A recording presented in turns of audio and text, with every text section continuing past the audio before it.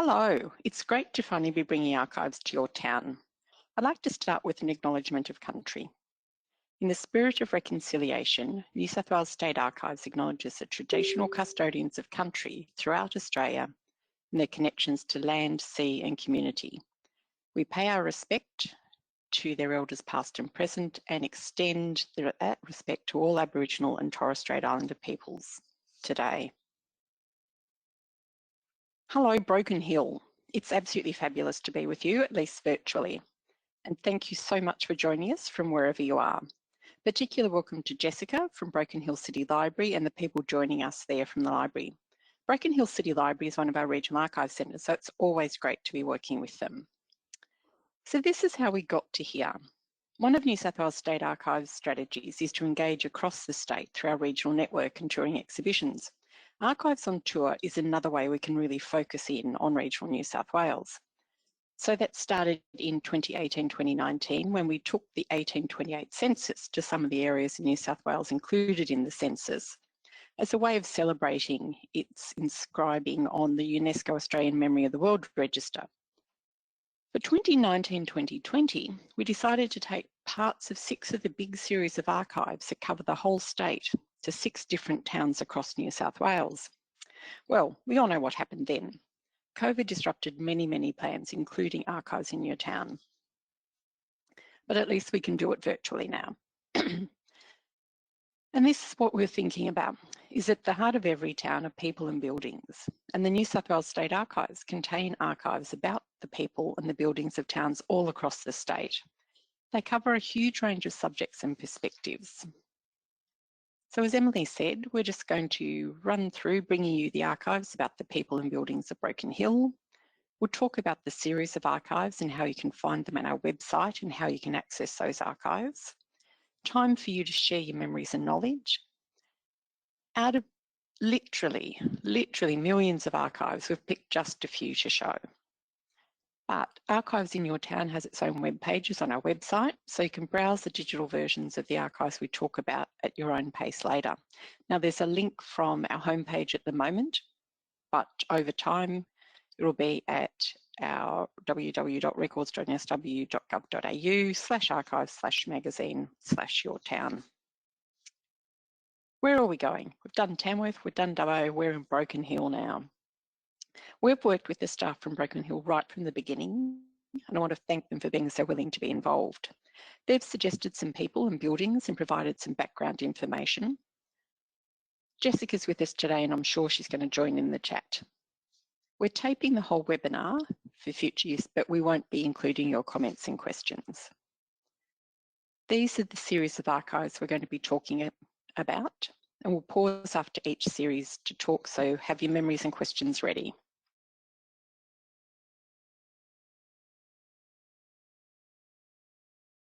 So let's get into it. NRS 3829 school files cover a whole century, more than a century, 1876 to 1979. They were created by bringing together all of the correspondence about each school across the state. The correspondence is from teachers, parents, Department of Education and district officers, other government departments, the local members of parliament, education ministers, everything. The later files from about 1940 onwards don't contain as much detailed files as the earlier ones, particularly about teachers, and they're also much more official in tone, because you'll see when we have a look at the examples, some of these things are really quite relaxed.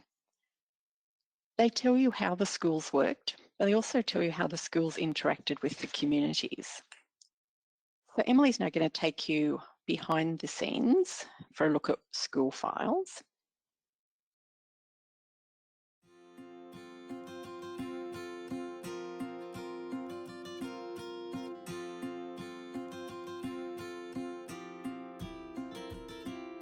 So in this file on Durham School, we start with the application, and there's actually an inspector's report talking about the establishment of the school, explaining where Durham is. So it's on the Tweed River, talking about it being a farming community, good land and all of that sort of stuff. People listed in the local community who would promote the local school. We've got a list of how many students might be expected to attend. We've got a map of the school district and where the residents who have children might be living.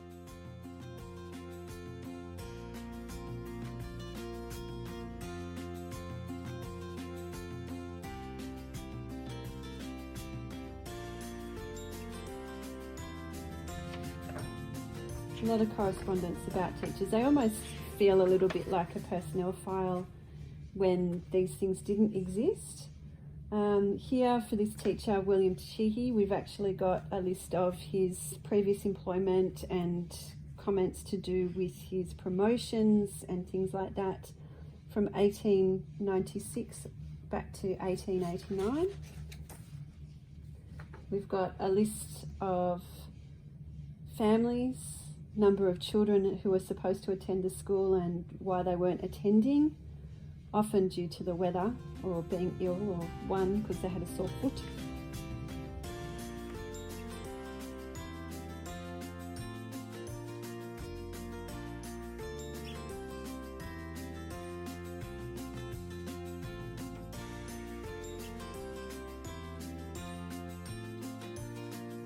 Here from 1897 we have William Sheehy resigning this time due to his charge of obscene language in the local billiard room and the inquiry that ensued. Correspondence to do with the school site, so talking in 1901 about dedicating 2 acres as a site for the public school. There's a copy of the portion plan, the Crown plan, and there's the 2 acres that they're going to dedicate for this school. So the files are listed in our online schools and related records index. They're just called administrative files and they cover those years 1876 to 1939, 1940 to 1979. You can also pick them up through the catalogue, so you can pre-order them for the reading room. Because of their varying size, we don't offer them through the copy order service, but it is something you'd need to come into the reading room to have a look at. And because there's so much material about teachers and other aspects of the school, they work really nicely in hand with the teachers' career cards and the teachers' roles. They work nicely with the school photographs, and they also work together with our admission registers, punishment books, and the other resources that we've got from some public schools in New South Wales. So only public schools, but well worth a look if you're researching the history of a local community, because so often the school is the community and the community is the school.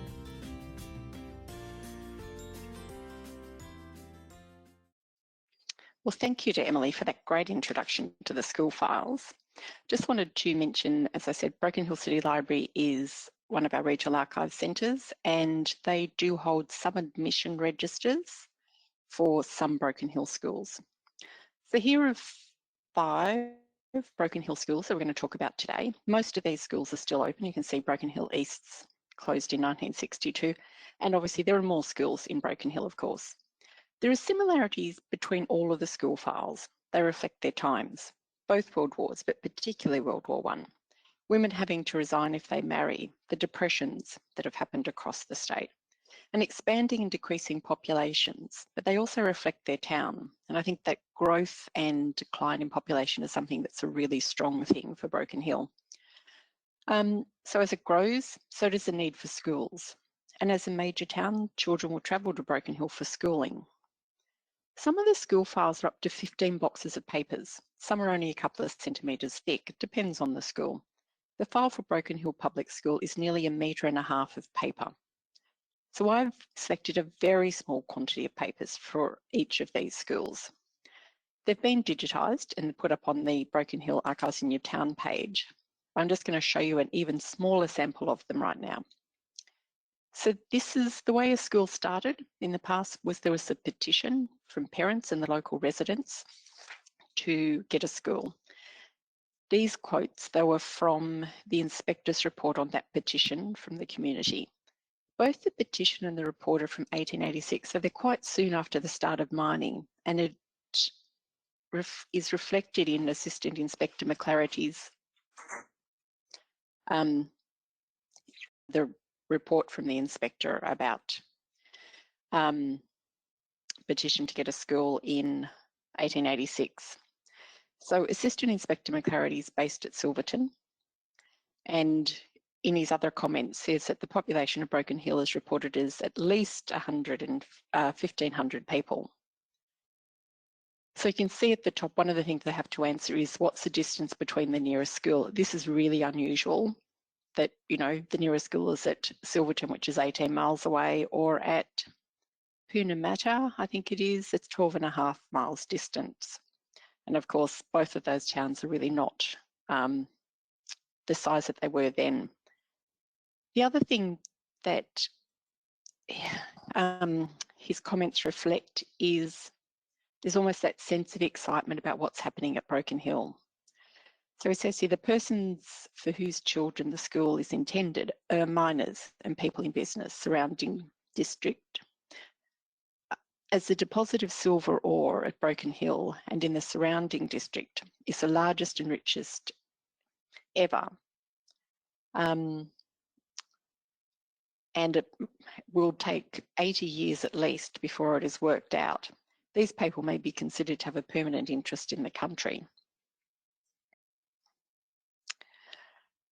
Then he's talking about the town. They want him to give him a rough sketch, and he says the survey of the town is not yet complete and the tenure of the land is not yet definitely fixed. So they hadn't even decided how they were going to manage that. The majority of the residents are at present living in temporary buildings. The site chosen is the one surveyed by the district surveyor, despite the fact the rest of the town hasn't been surveyed, and will be in the central position when the town allotments have been done. Then he's questioned, are there any additional comments? The Broken Hill Township is situated in the centre of the Barrier Range mining district. The silver lode, which was struck at Broken Hill, is probably the largest and richest in the world and extends near 10 miles on each side of Broken Hill. This township, it will undoubtedly be the most important in the field. And so it's what we know now was the case, but at that point, it's slightly conjectural, which is, I just think, really interesting to see. So even though at this stage, town hadn't been fully surveyed, the estimated enrolment's 150, and with the likely attendance of 100 children at each point. This is from a little bit later. This is from 1891. So you can see the school in the bottom left-hand corner with 2 primary buildings and an infants building and the teacher's residence. It's one of the few schools that I've found in Broken Hill where there is actually a teacher's residence, which is common in most cases, and I think it reflects the size, particularly that initial size of Broken Hill. And there was correspondence backwards and forwards about whether this was sufficient grounds in that bottom left-hand corner, and were they big enough for the number of the children. And basically, there was a held position that all of that public reserve was available as their playground. And as you can see on the right, fencing is exceedingly expensive at Broken Hill. And for this reason, don't think it's desirable to enclose the site, because then they would have to fence it. They can just use this land as a playground as it is. I confess I've partly included this plan because it's just so wonderful. But continual plans for expansion. So this is actually to build a dedicated infant school at Broken Hill, what they're calling by this stage Broken Hill Central School. You can see the style of the school. You would know better than I would know whether or not that is still there. That was in 1911. So the First World War, as I said, and its impacts is seen in most of the school files. And here are 2 different sort of aspects about it. So on the left is a reply about a request by the Broken Hill District Parents and Citizens Association for permission to erect an honors roll in that Broken Hill Central School. And then on the right, a letter from a teacher saying, well, you know, I'm back from military service. At this stage, he's actually in South Australia. But, you know, thinking that in the course of the next few weeks, being discharged and where do you want me to go? Am I still employed by you? And in essence, they're saying that, and what does he do? Because he's in South Australia, so he can't report to, or doesn't want to report, certainly, and would be difficult to report to the Sydney office. But how to go about that, getting back into the education system as a teacher. Accommodation's in two ways a constant problem. So you can see that in the Broken Hill District School, so a district school taught into what we would consider now high school. That basically classes operating on the balconies, as you can imagine, very trying conditions, I would think, for not just women teachers and the scholars. And how can that be mitigated? And of course, in winter, bitterly cold as well. And then on the other side is a letter of complaint that the children are having to bring their own ink to school and that supplies are generally running very low. And so there's a reply from the Department of Education saying that 6 tonnes have been shipped on the SS Katoomba, so I'm assuming going up the Darling to the furthest point they could get it, on the 9th of June 1920 for all of the schools in the district.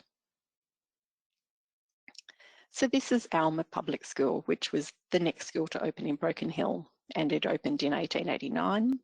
It's in the correspondence often referred to as South Broken Hill, but obviously Alma stuck. And this is a sketch for a proposed manual training building. And 2 examples from this school file for Alma of the need for a woman teacher to resign when they get married. And it's not just in this case because she wants to go with her husband. Women didn't continue in the public service beyond marriage unless they were widowed or possibly divorced. Bessie Tonking has been really efficient in getting this sorted out. So she's telegrammed them to say that tendering resignation, and then the fuller letter where she's explaining that her fiancé has been offered a job at Port Moresby in Papua New Guinea, and therefore her marriage is going to take place right now and she needs to go with him.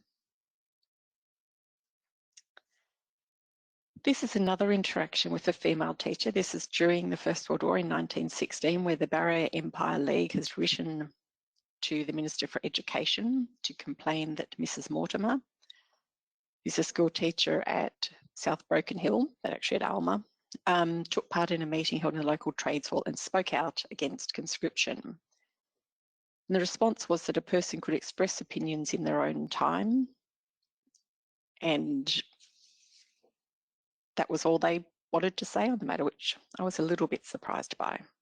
Let's move on to Burkwood Public School, which opened in 1895 after 2 petitions for a school in that part of Broken Hill.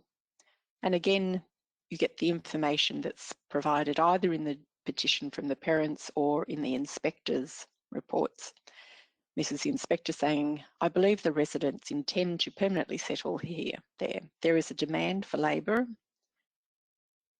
principally mining, which occupation most of the residents follow. And although the proposed school site is within 2 miles of Broken Hill School, which is generally the distance that they wanted them to be apart, still its establishment is necessary as the population in Burkwood is rapidly increasing.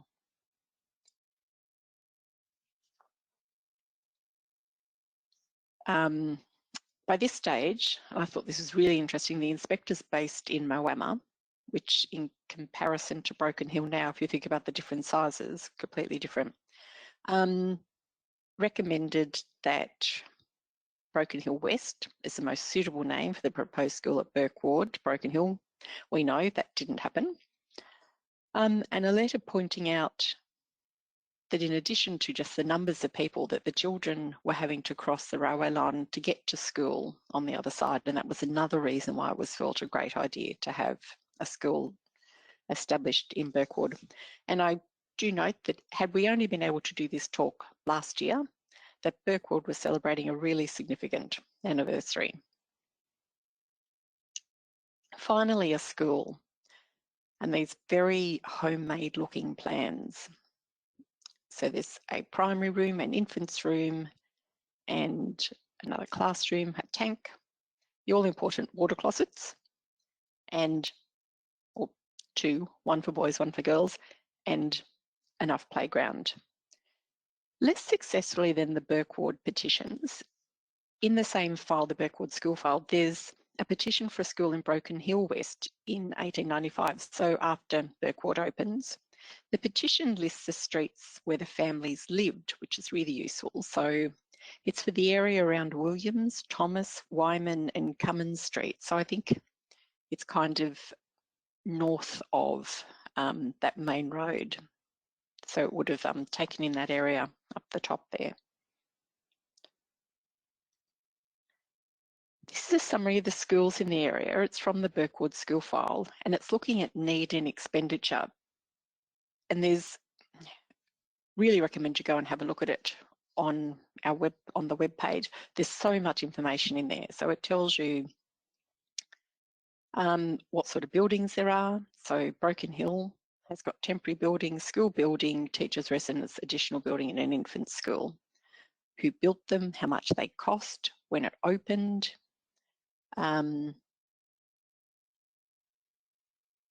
The accommodation in the original buildings, the total accommodation now provided, the enrolments, present teaching staff, and in some cases recommendations for what's needed. So it's covering more broadly than just Broken Hill itself. So it includes Round Hill, includes Alma, Broken Hill North, which had opened in January 1890, and Burkwood, as we know, opening in 1895.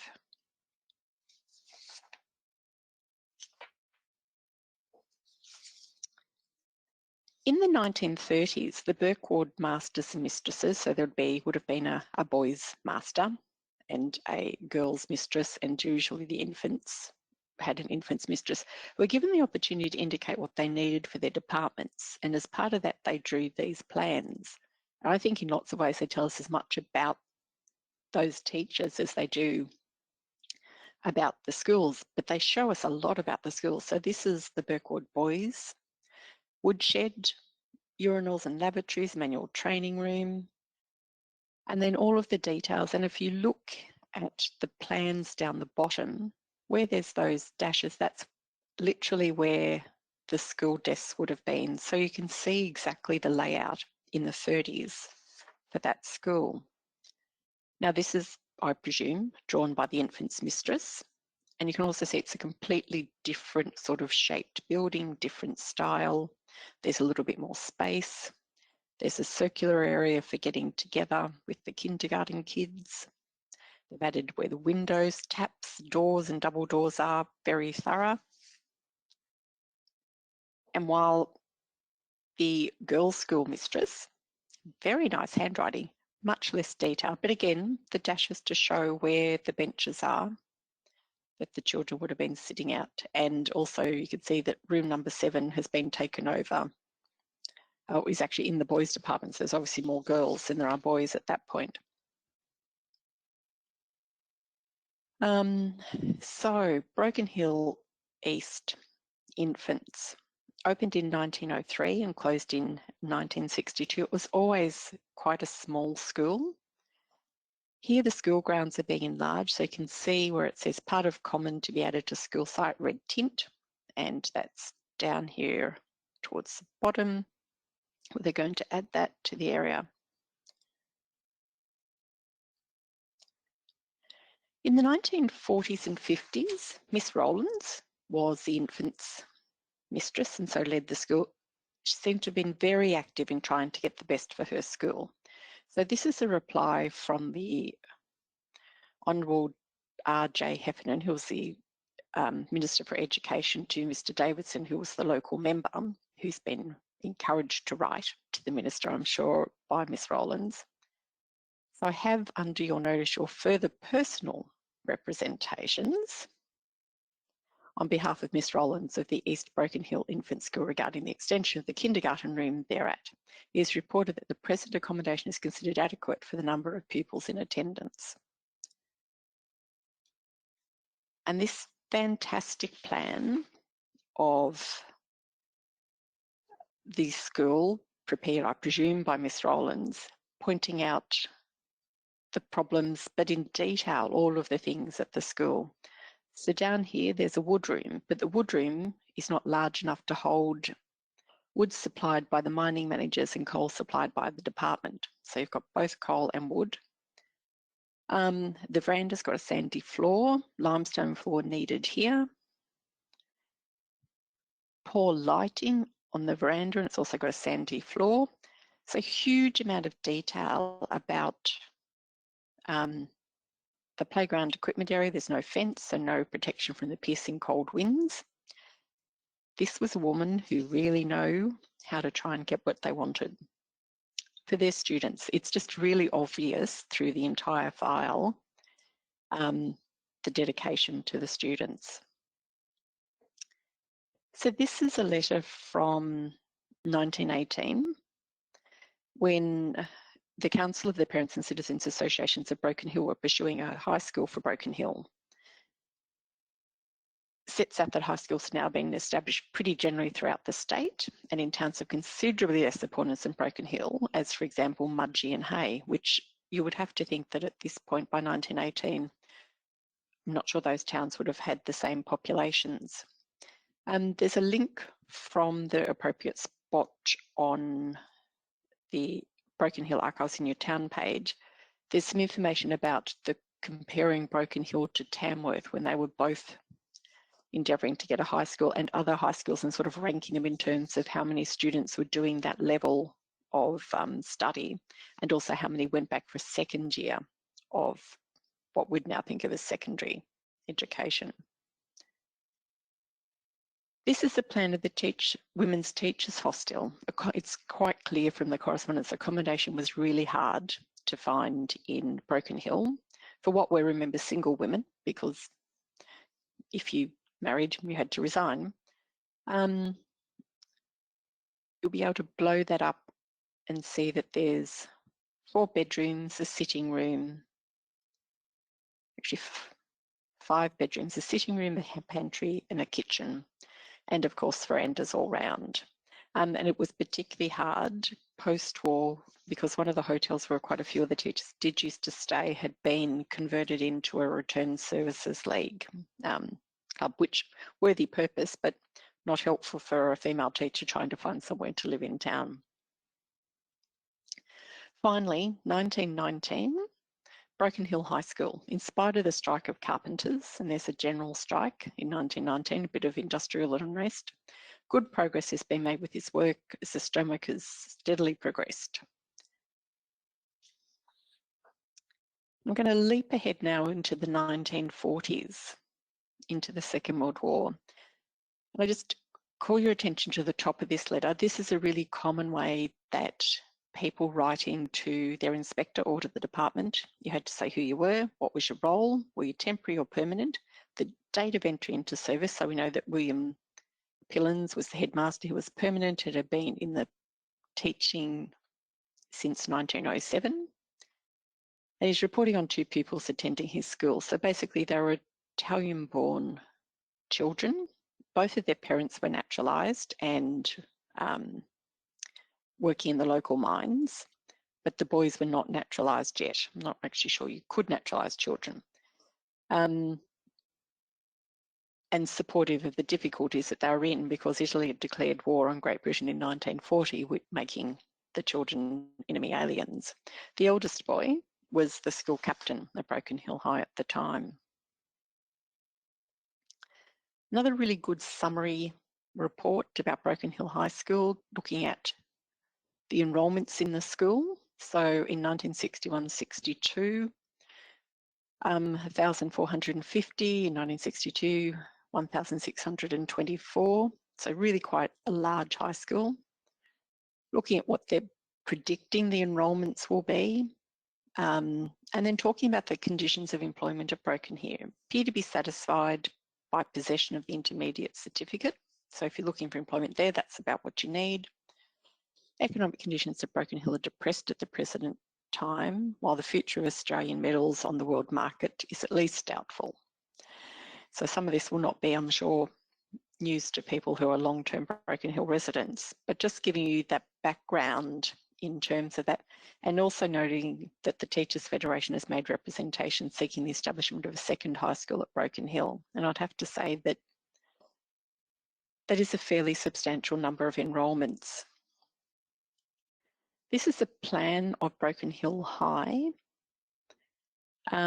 with values placed on all of the buildings. So they're obviously doing a bit of a check on what's been spent. It's quite a modern looking plan, so I'm thinking sort of maybe 1950s, around that kind of time period. So just really quickly, you can see this is a slide about how to find school files. Our website, go to the online indexes. In the quick links box on the home page, click on S for schools. Click on schools, scroll down because there's more than one index, and just search on the name of the place. The school files are listed as administrative files.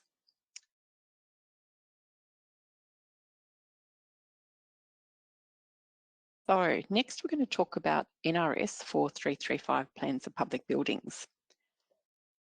Colonial architects started in 1832, and we've got a whole range of public building plans. They're the government buildings, and you can see there a list of all of the sorts of things that they might be. All of these buildings are often large and enduring. They don't always survive, and their purposes do frequently change over time. So Emily is again going to take you behind the scenes to have a look at these in another part of the archival storage area.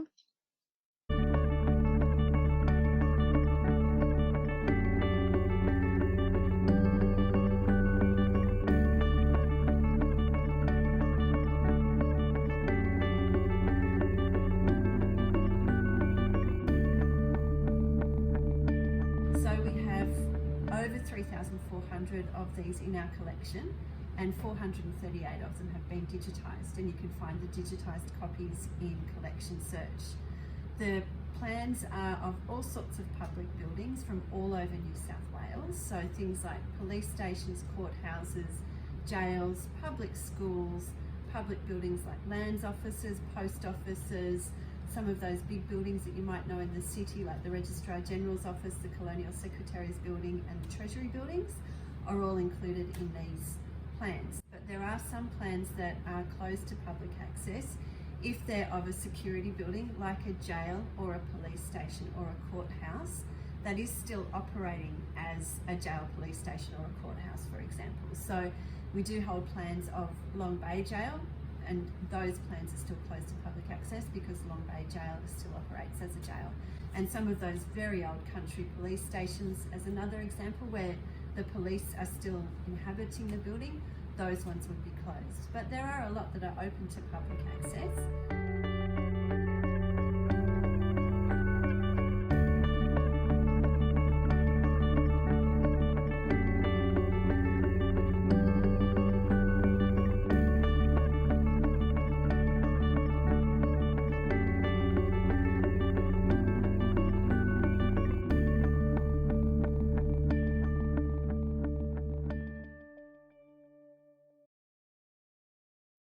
Okay, so let's have a look at some Broken Hill plans. These are plans of the Broken Hill South Post Office and Telegraph Office from 1897, from that time when postal and telegraph services were still the responsibility of New South Wales. The plans are signed by the government architect Walt Vernon. The building looks to me like it's still there, and so you can see that you get plans of each side of the building, cross sections, and then an actual plan of what it's going to look like inside. You could possibly just see that the watercolouring on the buildings is done quite roughly, but I mean, it still gives that impression of the colours that they intended the plan to be. This is a plan of the proposed additional office accommodation for the officer in charge of the Broken Hill Trams. And again, both plans and the elevations, it's signed by the architect W. Keane, and it's from 1903. I think one of the really interesting things about this is it has a list of the office furniture and then a key to where the office furniture is going to go. Now, I think part of that is because they're large things. So like D, for instance, here is a large press, and there's an iron safe and things like that. So it needed to be planned out rather than just getting the removalist to come in and go, where will we put that now? And the last one is, we seem to have a few plans from the Broken Hill Tramway, and this is a plan of part of that, but particularly showing the position for the residence of the officer in charge from 1902. And interestingly, these are not from the colonial architects originally. They were drawn up by the Railway Construction Branch of the Public Works Department. And I think, again, that building is still there. So how do you find the plans of public buildings? So go to our website, and there's two ways to search. So you can type in the series number. NRS, I should have said, stands for New South Wales Registered Series, and it's just a good way to limit some of the things that you get.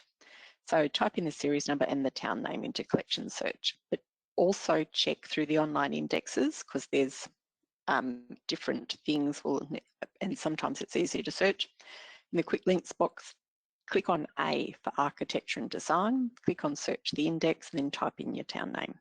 So some of the plans that we hold are digitised and are available to view online, but not all of the plans are actually listed online. So we definitely don't have a plan of every public building ever built in New South Wales, but you can use our Ask an Archivist inquiry service form on the website if there's something in particular you want to find out if we have.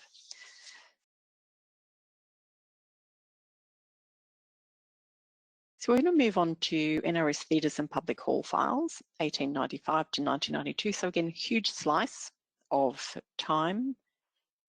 These are not public buildings, obviously they're private buildings, but the reason we hold files about them is they had to be licensed, and that's generally in relation to public safety. Owned by a huge range of different things, private individuals, businesses, religious organisations, community groups, councils, and used for a wide range of purposes. Dances, social gatherings, showing movies, live entertainment, skating, roller skating, ice skating. So Emily is going to take us behind the scenes again and show you what sort of things you can find in the theatres and public halls.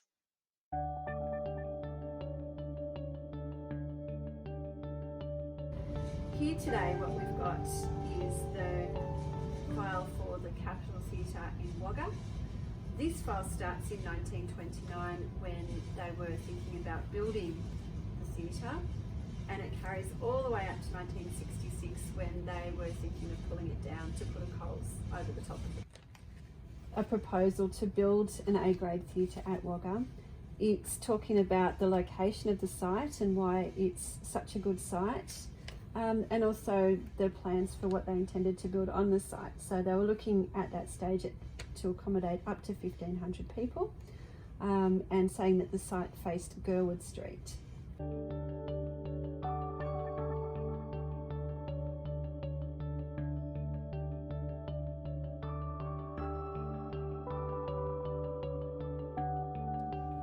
The police have been asked to provide a report. They're inspecting public premises as well, so another evidence of other work that they did. Here we've got more of a fire inspection, looking at the different appliances and where they were.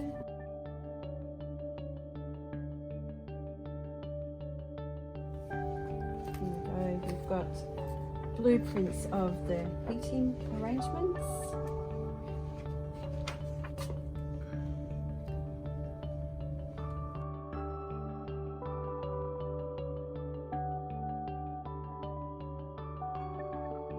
Then here we've got details about how often they could show pictures here. So every night from Monday to Saturday, and a matinee twice a week, and no other uses for the licensed premises in question. So it was just to be used for the movies, really, this one.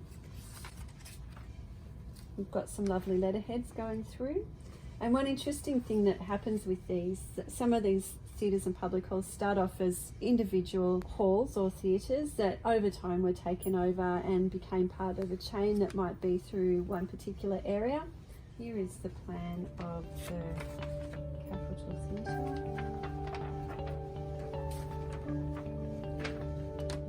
lounge seats and the dress circle seats, the boxes, and a stage. Some of these theatres would have been used for schools and other organisations as well. Sometimes public halls were actually used to house classrooms as towns expanded, and so you can see some evidence of that. Here we've got a letter informing the authorities that the name was going to change from JK Capital Theatres to Hoyt's Country Theatres Proprietary Limited. And the file continues onwards to 1965, 1966, and at that time the theatre was closed down, as it was sold in 1965 by Hoyt's, which we can see here was GJ Coles, and they were going to build a supermarket at that location.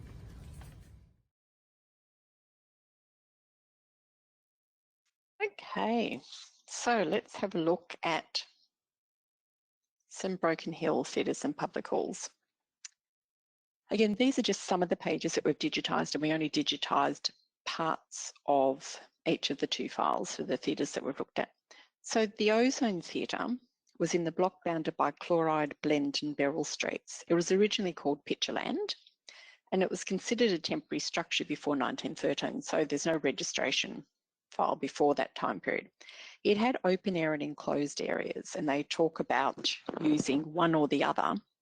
So most of the time they use the open air, and they only use the enclosed section if it was really cold or there was a big dust storm. And here the owners are balancing the safety of patrons with outlaying money they couldn't afford, because this is during the Depression years, so in 1932. And they've been asked to create completely separate entrances to the two sections. And they talk about when they're being used, and if they're using the inside, then they pack up all the seats in the open air portion. It comprises then a large open garden which the audience passes through and also uses at interval time for a smoko. For all of the years they've been operating, proud to be able to state they've never had an accident or a fire. And in fact, the theatre has cleared itself of patrons from a capacity house in approximately 3 minutes. That was when Broken Hill was booming. As you're aware, we unfortunately will never again handle such large crowds owing to the decline of the local population caused through more than half of the mines being closed down for the past 3 years. And these are never likely to open again, as they're practically worked out. So they're going on and discussing this whole thing. They're directly across the street from the fire station. And there doesn't really seem to be a complete answer as to whether or not they, that's right, there's a sketch plan for how that the separate entrances could be done, but I don't know whether it actually is taken into place. It became the Ozone Theatre in the mid-1930s, and as late as 1959, movies were being shown 6 nights a week. Unfortunately, there was a fire on the 24th of December 1961, which destroyed much of the building, and then it was demolished in 1963. So the indoor section was totally destroyed by a graph box, front foyer and offices severely damaged by the heat and smoke. Outdoor section severely damaged on the side nearest the fire, and the remainder also damaged. Fortunately, where it was, there's no other buildings close to it, and so the fire was easily isolated. When you have a look at this, the excerpts from this file on the Archives in Your Town website, don't miss, below them there's an amazing, it was a very damaged file, and our Conservation Department have brought it back together, plan of, I think it's the proposed changes they're going to make. Absolutely lovely looking. Found this fantastic summary on the Ozone file of all of the licensed theatres and halls in Broken Hill at the time. So this is about 1937-38.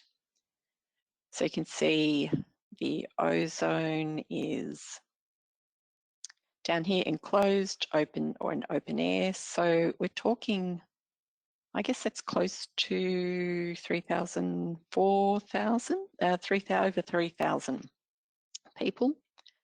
I added up all of the seat licensed capacity. That's capacity for 16,551 people to be entertained at the same time, which is pretty close to the total population of Broken Hill in 1916.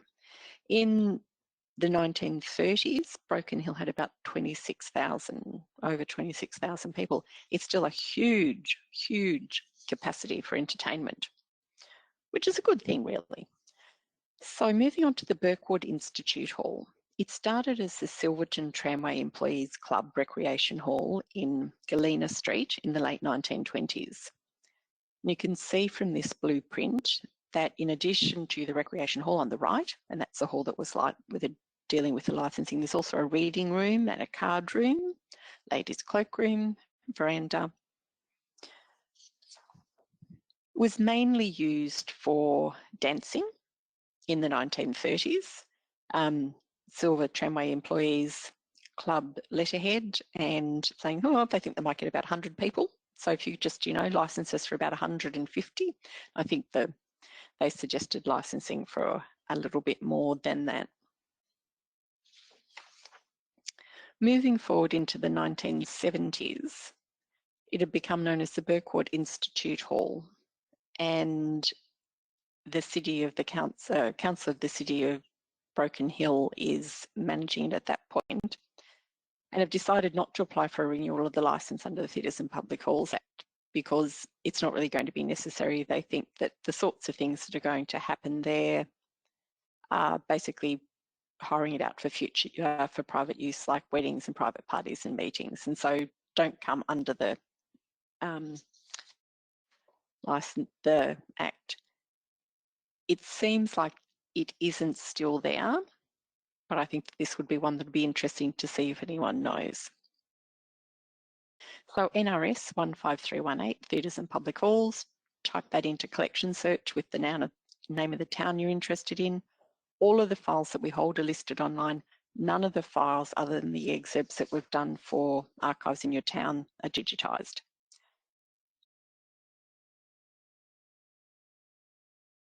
So we're now going to look at records about people, and we're going to start with the bankruptcy files, NRS 13658. They cover 1888 to 1929. So definition of what bankruptcy is. And I kind of just wanted to point out that they're about that particular person, but because the files show a list of creditors that the bankrupt person owed money to and the debtors that owed them money, through those lists, they show all of the commercial connections in a town, between towns, and also with Sydney and Adelaide. So where are things coming from and going to? Where are they being bought in? And the bankrupt person also has to provide a statement about why they became bankrupt, which often provides a picture of what's happening in the town and beyond. And then collectively, the files of bankrupt people show what sorts of businesses were operating at the town. Admittedly, we'd have to say unsuccessful businesses. So Emily's going to take you behind the scenes to look at the bankruptcy files, but not just any bankruptcy file. This is a file about Elijah Alexander, who was the licensee of the Freemasons Hotel in Broken Hill. The whole file is available on the Broken Hill Archives in Your Town webpage, but Emily's going to tell you about that. So I'll just get the video going for us.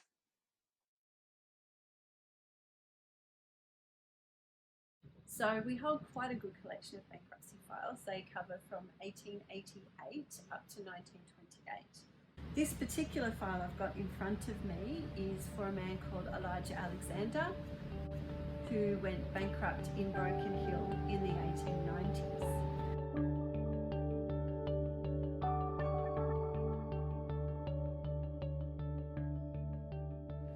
So the files contain a lot of repetitive material because at the base it's really about how much money was owed by the bankrupt and how much money could they get back from their creditors and give their debtors. Okay, so usually there's a statement on the file where the bankrupt gets a chance to explain what led up to their current unfortunate situation. So he says he was recently the licensee of the Freemasons Hotel at Broken Hill, and he's the bankrupt. He filed a statement of his affairs with the registrar in Sydney, and he goes through a list of creditors that owe him money. He says he was insolvent previously in 1881. He attributes his bankruptcy to sickness in the family and the drought in 1891-92, and the Broken Hill strikes, by which his house was boycotted, and also losses on a contract to provide food for free labourers on the mines during the strikes. He had 3 partners, and he and his partners lost £670 by a contract. Due to a range of issues with the partnership, he took possession of the hotel in 1891. He gave the company £1,036 in cash, and then proceeded to spend quite a bit of money on the hotel.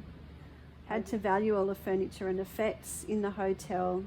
He says he's been out of employment since the whole thing started, and we do remember too that in 1891 there was also a depression, so I'm sure that did not help matters at all.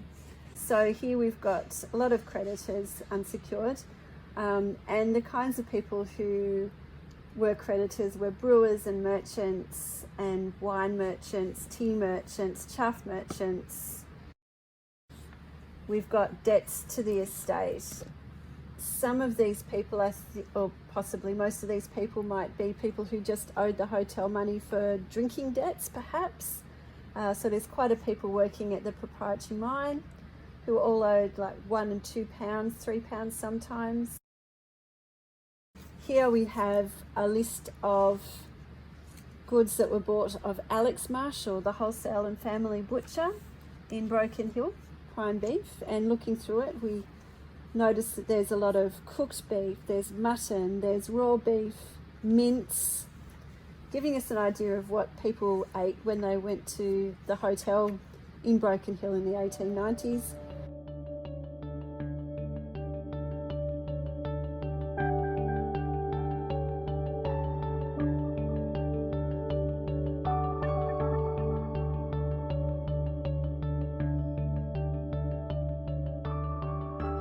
So in this list from this wholesale and retail cash grocer, Huskisson & Co, we've also got food, so things like raisins and vinegar, thyme, flour, rice, oatmeal, 1/4 ton of sugar, would you believe, sago, turmeric, allspice, currants.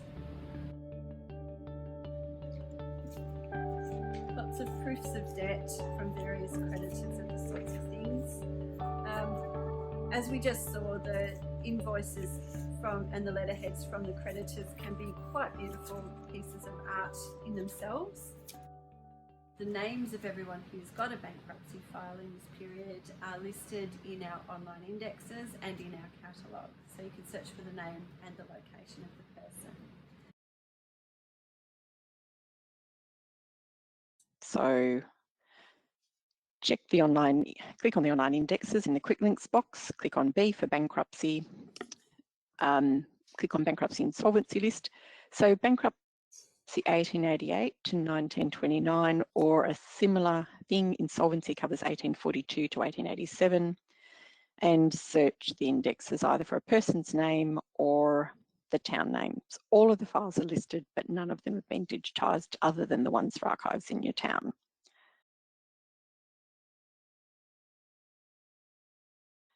So let's speed into the deceased estate files. They cover 1880 to 1958.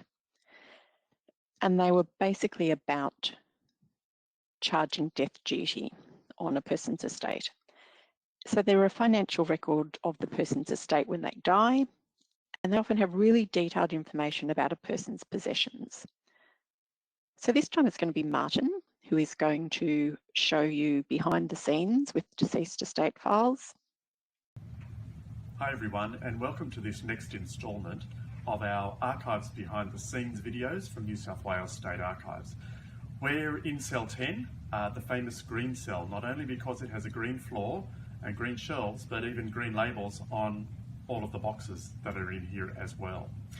One of the highlights of the State Archives collection that are held in this cell are around 7,000 boxes of deceased estate files from the Stamp Duties Office.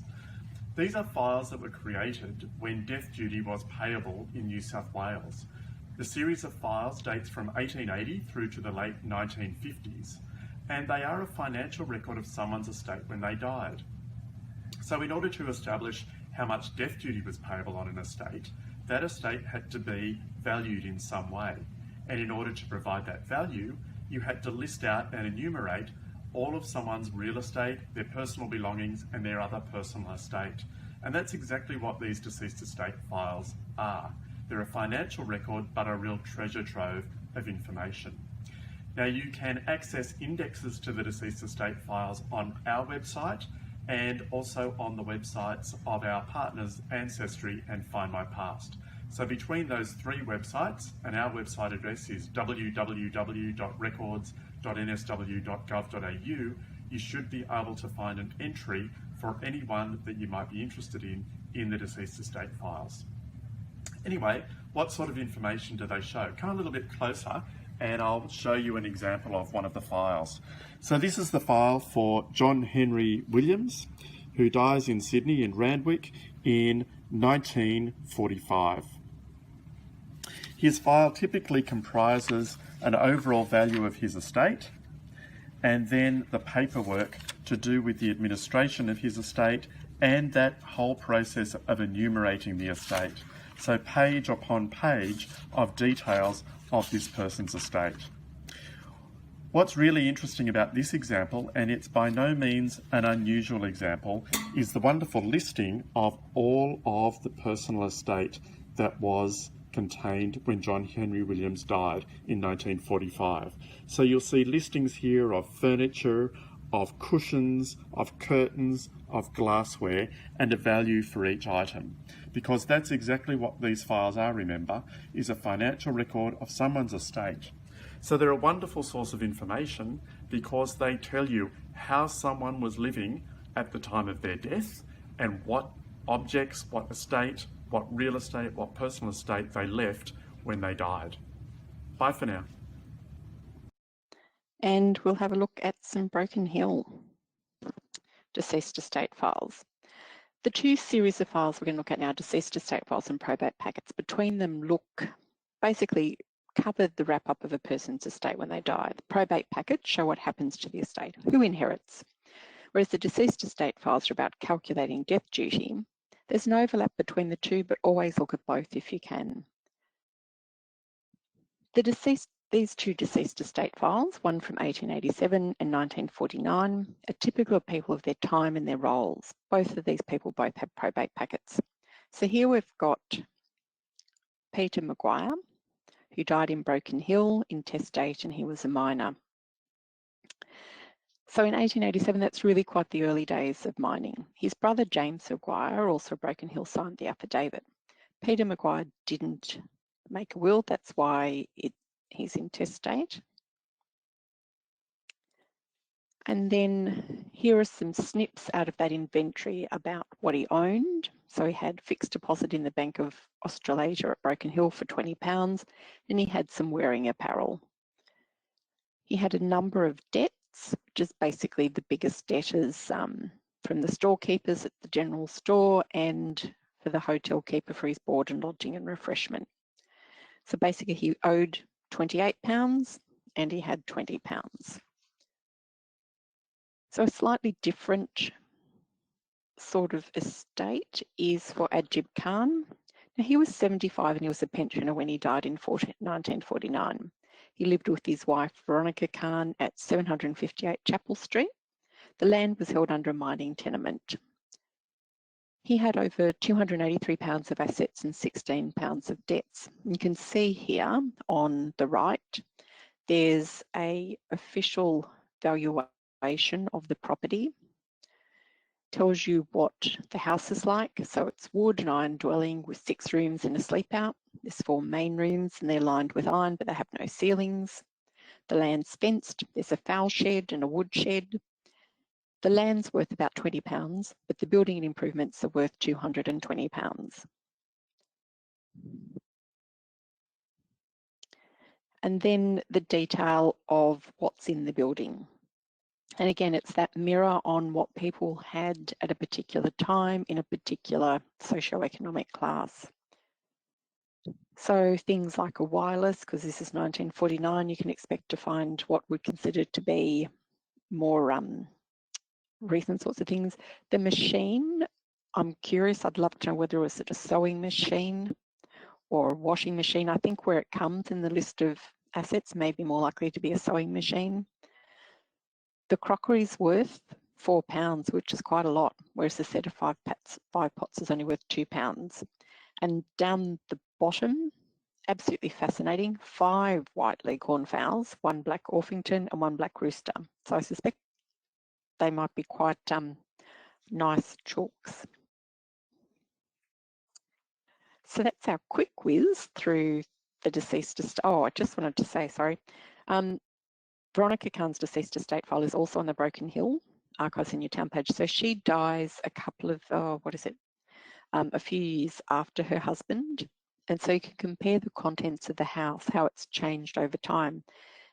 The house itself has gone up quite a bit in value, so I presume that reflects a bit of a change in fortunes for Broken Hill.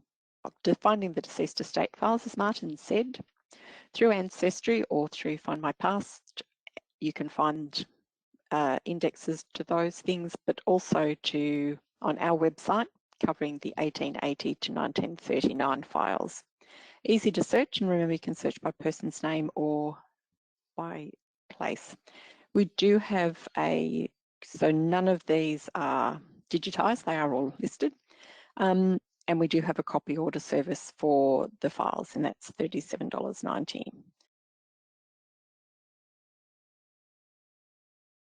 So let's talk probate packets. These are the places where you'll basically find the last will and testament and any codicils or letters of administration. Not everyone has a probate packet, depending on the type, size and value of the assets located in New South Wales. It may not be necessary to obtain a grant of probate. There's no statutory requirement for there to be a probate in every case. So this time it's going to be Colleen who will take you behind the scenes to look at a fairly special probate packet, but also more generally just about the probate packets themselves. Hi and welcome to the latest instalment of Behind the Scenes here at New South Wales State Archives. I'm down here in what we call Stage 5 of our facility, which is where we store one of our most popular record series, the Probate Packets. Probate Packets contain the last will and testament of the person who passed away, as well as other administrative documents around settling of the estate. And as you can see, we've got boxes and boxes of them. In fact, we hold probate from 1817 right up to 1976, as well as a bit of 1989. And the remaining packets are held by the New South Wales Supreme Court. So why are they called packets? Well, as you can see, the New South Wales Supreme Court used to store the documents in these envelopes. But they're pretty hard to get out sometimes. And in fact, I can't even get the records out of this one. So now that they're here at the archives, wherever possible, we try to move the records into these white archival envelopes. And they're much roomier and generally much better for the records. So what else can you find in a probate packet? Well, sometimes you can find birth and marriage certificates, because people had to prove who they were in order to gain their inheritance, particularly women who may have married. And sometimes you find very unique artefacts in the probate packets. And one of my favourites I'm going to show you now. This is the last will and testament of Cecil Winch, who was a soldier who went off to World War I and unfortunately lost his life in Gallipoli. And he penned his will on the back of the family photo that he carried with him to war. And to me, it's just a poignant reminder of the death and grief that that generation suffered during a horrible time in our history. But don't just take my word for it. If you'd like to go looking for a probate packet for someone in your family, head over to our website, put their name in the search box on the homepage, And don't forget to add the word death. If you have any trouble, have a look at the probate guide on our website under Research A to Z, or you're welcome to give us a call or drop us an email. Anyway, it's time for me to get back to work, and of course the box I want is right up on the top shelf. It's lucky I'm not afraid of heights. See you next time.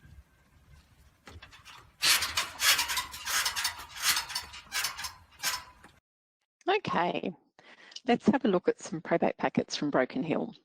Looking at one from the 1930s and one from the 1970s. And they're typical of people of their time and their roles. They had quite specific roles, but they're also special because of who they were. So the first one we're looking at is for William David Kerr Mcgilvray. His passion was birds, even though he was a doctor in Broken Hill, and he travelled extensively in Australia to study birds and nature. In 1920, with Albert Morris, William Mcgilvray helped to found the Barrier Fields Naturalist Club. Albert Morris served as its secretary until his death, while William Mcgilvray was president for 14 years. So this is part of Mcgilvray's will. Now, it's not the original will, and the reason for that is that he had real and personal estate in New South Wales, South Australia, Victoria and Queensland. So this was actually, his will is probably held in South Australia. He died in 1933 at the age of 67, and his estate was worth over £11,000. Here are some snips from his probate file. So you can see here a description of the land that he lived on, and it had a stone house containing 10 rooms, but it also had, given his interests, a galvanised iron museum and wire netting enclosures. I guess there were probably birds in them. He also held he also had scientific collections worth £250 at his home in Chloride Street. You can see on the right, this is the furnishing in the porch and the hall and the dining room. So it's a well-furnished, quite affluent home. And down the bottom, they own 2 motor cars. He and his son were both doctors, and 2 cars would have been essential in a medical practice, but I also presumably for expeditions to study birds. So there's hugely detailed descriptions of the possessions that they had. There is, in addition, really detailed valuations of William Mcgilvray's general practice and the debts owed to the practice. And both of those things provide a real insight into a country doctor's life. So you can see here the schedule of his medical instruments and books and their value, and then all of the drugs that were in the dispensary that were, and things like bandages. Fantastic information about a medical practice at that time. There's 7 pages of debts owed, and that is not uncommon if you look at other deceased estate files or probate packets for doctors. There are often people who couldn't pay their fees. So now for a bit of a change. This is the 1970s. Florence May Harding died in 1971 in Broken Hill, aged 63. May Harding, as she was known, was a teacher, naturalist, botanist and artist.